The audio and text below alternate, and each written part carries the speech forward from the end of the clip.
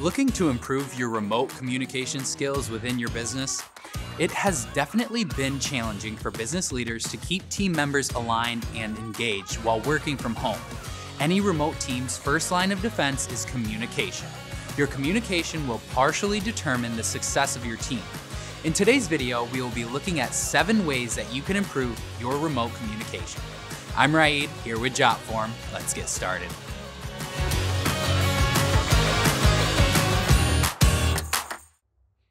First, it's best to default to asynchronous communication.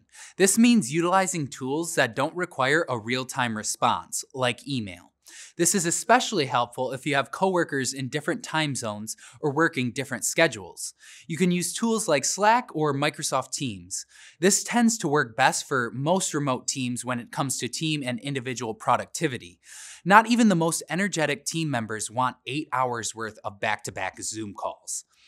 And if you find that you have more than 3 back and forth exchanges on the same topic, then take the conversation to a phone or video call. Next, be sure to prioritize your public chats over private messaging.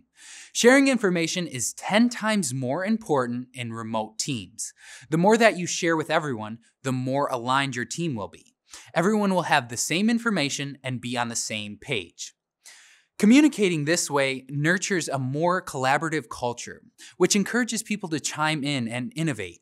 Most information should be public knowledge. There are some exceptions, of course, like delivering constructive feedback to a team member, holding one-on-ones with your direct reports, and sharing sensitive company information. Though you should aim to share as much with the entire team as you can. Next, record screencasts for your team. You can record a screencast whenever you want to give extra context on a project or campaign, without disrupting everyone with a meeting.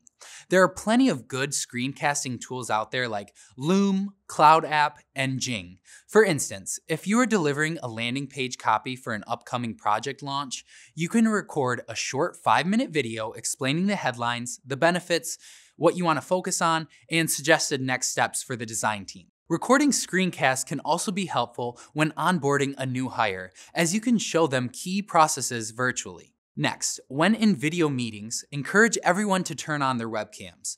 Video calls add another layer of context to a conversation since you can see everybody's body language and facial expressions. This is also helpful when getting to know new team members, brainstorming ideas, or delivering feedback to your team. It's normal for everyone to feel self-conscious about having their video on, but if everyone on the team does it, then it won't be so bad. Next, try recording your team and company meetings.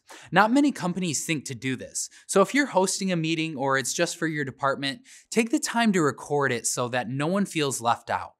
You can easily record your meeting with tools like Zoom. So if some team members can't make the meeting or the meeting is happening at 3 a.m. in their time zone, then they can go back and watch the recording later. But if you do have team members in different time zones, be sure to switch up the time for your meetings. This makes sure that team members won't have to constantly take meetings extremely early or late in the day. Then add context to your messages. This is crucial to working remotely. It's hard to pick up on someone's tone through a Slack message. Consider this before you ask someone if they have 10 minutes to chat later.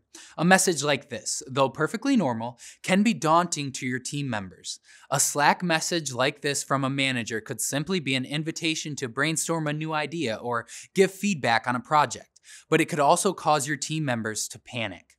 Not adding any context will greatly affect what your employee is thinking about and how they show up to the meeting. So, in this case, give your team members some context and let them know what to prepare to chat about, rather than stressing them out unnecessarily. And lastly, assume the best intentions. There is always a risk of taking things the wrong way when most of your communication takes place over Slack and email messages. And when you account for different cultural preferences among team members distributed globally, a lot of issues can arise even when nothing bad was intended. This is why it's best to give everyone the benefit of the doubt. rather than getting defensive or reacting negatively. Okay, let's review. Today we talked about 7 ways to improve your remote communication. You can do this by using asynchronous communication, prioritizing public chats over private messaging, recording screencasts for your team, turning on your webcam for meetings, recording your meetings, adding some context to your messages, and assuming the best intentions from your team. Communication is key for all work teams, and remote teams have to work harder to achieve effective communication. With these tips, you and your team will stay on the right track. Thank you so much for watching today. I'm Raid here with Jotform. Have a good one.